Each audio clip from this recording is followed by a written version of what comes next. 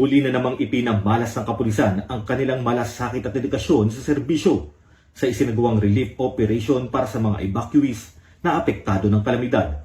Pinangunahan ni Police Lieutenant Colonel Rowena P. Amata, hepe ng Police Station 13, ang pagbibigay ng tulong at pagbibigay ng seguridad sa isinagawang relief distribution activity, kung saan aktibong nakaisa ang mga pulis sa pagbubuhat, pag-aayos at pamamahagi ng food pack.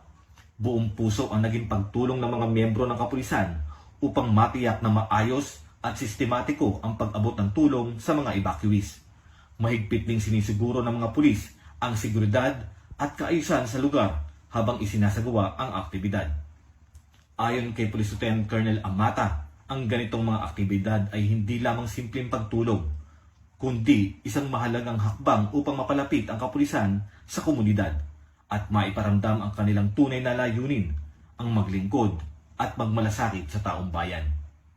Ako po si Patrolman Lugemir Julian, nagbabalita para sa Police News Express.